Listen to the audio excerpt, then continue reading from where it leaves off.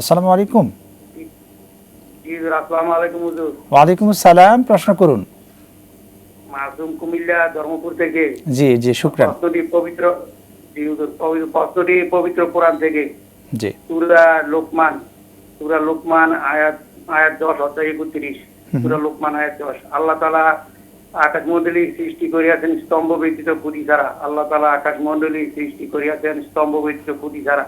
আমার প্রশ্ন, স্তম্ভ ব্যতীত মানে কি? আয়াতটিতে কোরআন কি বলতেছে? ওকে ওকে, আপনি থাকুন, আপনার প্রশ্নের উত্তরে যাচ্ছি আমরা। জি জি, আল্লাহ সুবহানাহু, এটি আল্লাহ সুবহানাহু ওয়া তাআলা যে খালাকাস সামাওয়াতি বিগাইরি আমাদিন, আমাদ শব্দ খুঁটি, স্তম্ভ ছাড়া। খুঁটি, এটা হচ্ছে আল্লাহর কুদরত। এটি হচ্ছে সবচেয়ে বড় দেখার বিষয়। আল্লাহ সুবহানাহু কিভাবে যে আমাদের খুঁটি ছাড়া, স্তম্ভ ছাড়া, যেমন একটি ঘর, আমরা যে ঘরে বসে আছি, নিঃসন্দেহে চারটি খুঁটি না হলে ঘরের উপর ছাদ হয় নাই। আল্লাহ সুবহানাহু ওয়া তাআলা আমাদের মাথার উপরে, আকাশ জমিনের উপরে এবং মাথার নিচে, আমাদের আকাশের দিকে যদি আমরা তাকাই, দেখতে পাবো চমৎকার আল্লাহ সুবহানাহু কিভাবে তৈরি করছেন। যে খালাকাস সামাওয়াতি বিগাইরি আমাদিন, আল্লাহ সুবহানাহু আকাশ তৈরি করছেন কোন পরি স্তম্ভ খুঁটি ছাড়া। এটি হচ্ছে আল্লাহর কুদরত, তাওহীদুল্লাহ সুবহানাহু ওয়া তাআলা, আল্লাহর বিশ্বাস, মুআজিজা, কুদরতুল্লাহ, আল্লাহর বিশেষ কুদরত। এটার উপরে এটিকে দেখলে মানুষ যাতে ঈমান আনতে পারে, এটাও একটা কথা। এজন্য আল্লাহ সুবহানাহু ওয়া তাআলা আফালা ইয়ানজুরুনা ইলাল ইবিলি কাইফা খুলিকাত ওয়া ইলাস সামাই কাইফা রুফিআত ওয়া ইলাল জিবালি কাইফা নুসবাত ওয়া ইলাল আরদি কাইফা সুতিহাত। আল্লাহ বলেন তারা কেন উটের দিকে তাকায় না? উটকে আল্লাহ কিভাবে আঁকাবাঁকা তৈরি করেছেন। ওয়া ইলাস সামাই কাইফা রুফিআত, আল্লাহ সুবহানাহু কেন আকাশের দিকে তাকায় না? যে আকাশকে আল্লাহ কিভাবে তাদের মাথার উপরে খুঁটি ছাড়া, অন্য আয়াতে যে বলছেন সূরা লোকমানের কথা, যে খুঁটি ছাড়া আল্লাহ সুবহানাহু, স্তম্ভ ছাড়া, পিলার ছাড়া, এটি কিভাবে তৈরি করেছেন, কেন তারা দেখে না? ওয়াইলাল আরদি কাইফা সুতিহাত, জমিন তারা চলে, জমিনের মধ্যে কিভাবে জমিনকে আমি বিছাই দিয়েছে তারা দেখে না।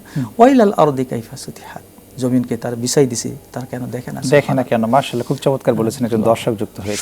শুকরান জাযাকুমুল্লাহ। আসসালামু আলাইকুম, প্রিয় দর্শক, নাম বলে প্রশ্ন করুন। আসসালামু আলাইকুম। ওয়ালাইকুম আসসালাম, শুনছি আপনাকে, প্রশ্ন করুন। আমি আমিরুল ইসলাম, চাঁপাইনবাবগঞ্জ। জি, আমি আমিরুল ইসলাম, চাঁপাইনবাবগঞ্জ। আপনাকে শুনছি। জি জি, আপনাকে শুনছি। টেলিভিশনের ভলিউম কমিয়ে প্রশ্ন করবেন।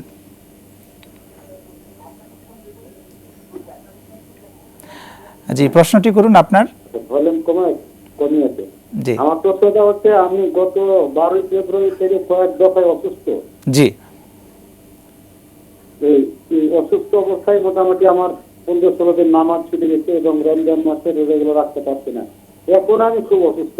এই মতো অবস্থায় ইসলামের দৃষ্টিকোণ থেকে আপনার করণীয় কি? যে নামাজ রোজা ছুটে যাওয়ার জন্য যে সব গুনাহগুলো আছে, এগুলোকে পরিত্রাণ পাওয়ার উপায় কি আছে ইসলামে? ওকে, আমরা আপনার প্রশ্নের উত্তরে যাচ্ছি, আপনি থাকুন আমাদের সাথে ইনশাআল্লাহ।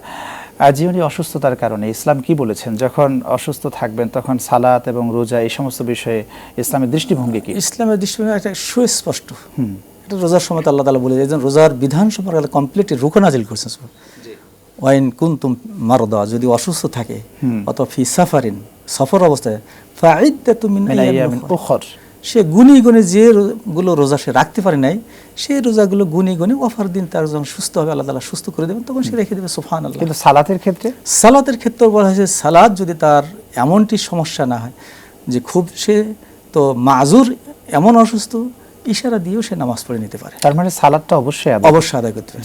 যদি তাই না পারে, তাহলে তখন সে কাফফারার ব্যবস্থা যাবে। যে কাফফারার কথা বলেছে, প্রতি যে একটা কাফফারা সমান, যে কাফফারার যে সমতুল্য যেটা আছে, কাফফারা অর্থাৎ রোজার যে আমরা একজন মিসকিনকে দেওয়া, অথবা যে রোজার সময় যে সমপরিমাণ, সেই পরিমাণ তাকে খাওয়াই দেওয়ার। যদি সে নিতান্তই ইশারা করে বা কোনো রকমে সে না আদায় করতে পারে,